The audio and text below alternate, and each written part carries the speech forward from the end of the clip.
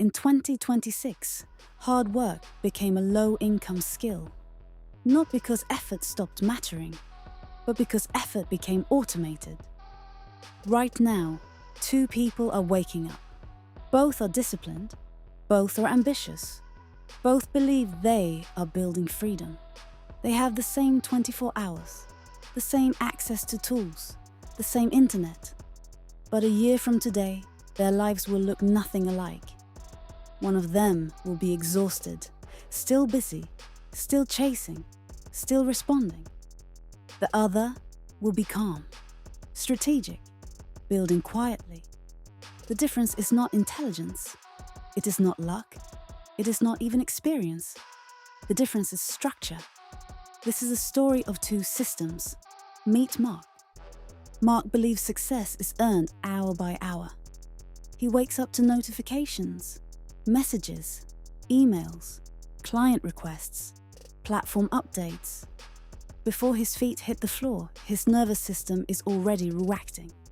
He spends his mornings replying, his afternoons producing, his evenings fixing problems. He writes emails manually, designs posts one by one, searches for leads, follows up, negotiates, delivers. He is productive. He is responsible. He works harder than most people he knows. But Mark is the engine of his business, and engines wear down. If Mark slows down, revenue slows down. If Mark gets sick, income drops. If Mark takes a break, momentum disappears. His business depends entirely on his energy, and energy is finite. Mark thinks he owns a business. In reality, he owns a job with unpredictable hours. Now look at Alex. Alex used to operate like Mark.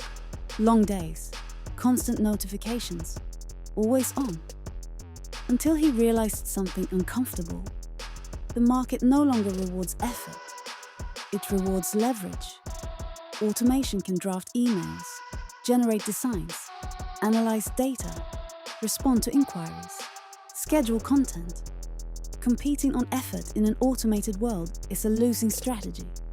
So Alex made a shift. He stopped optimizing tasks. He started designing systems. Instead of asking, how can I work faster? He asked, how can this work without me? That question changed everything. Alex built what he calls the 369 protocol. Not a motivational framework, not a productivity hack, a structure. 3 intelligence agents. 1 scans market trends daily, tracking demand shifts before they become obvious. 1 analyzes competitors, identifying gaps, positioning angles, pricing movements. 1 studies audience behavior, monitoring what content converts, what offers resonate, what messaging sticks. These agents do not replace Alex. They inform him. They give him clarity most operators never see. Then come the 6 operational levers. Automated outreach systems that initiate conversations while he sleeps. Content distribution pipelines that repurpose one idea across multiple platforms. Lead qualification filters that separate serious buyers from noise. Offer testing sequences that validate demand before heavy investment. Client onboarding workflows that deliver value consistently without manual repetition. Performance dashboards that show real metrics instead of emotional guesses. Each lever removes dependency on constant manual action. Each lever compounds over time. Then there is the 9-step scaling sequence. Identify demand, validate pain, craft positioning, design the core offer, automate acquisition, automate nurturing, automate delivery frameworks, measure retention, refine and expand. It is not flashy, it is systematic. 1 hour of strategic thinking creates weeks of consistent execution. Alex does not hustle less. He hustles differently. He builds once. The system runs repeatedly. He improves the blueprint. The machine improves performance. While Mark is responding to today, Alex is engineering tomorrow. This is where the gap begins. Most people believe freedom comes from motivation. They chase energy. They chase discipline.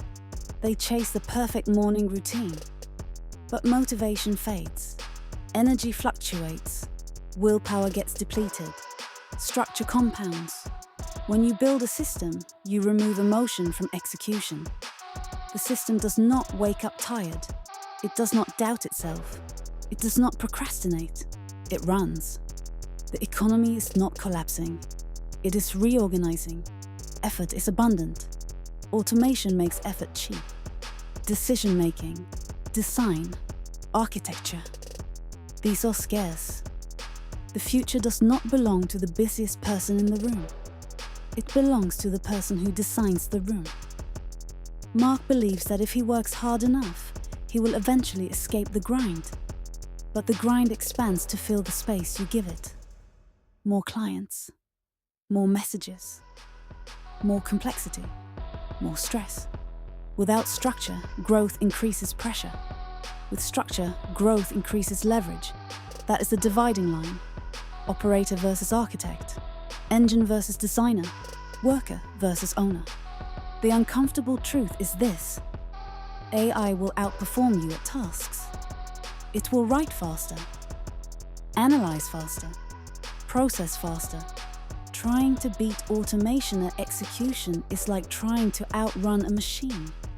But automation cannot decide what is worth building. It cannot define your positioning. It cannot choose your long-term direction.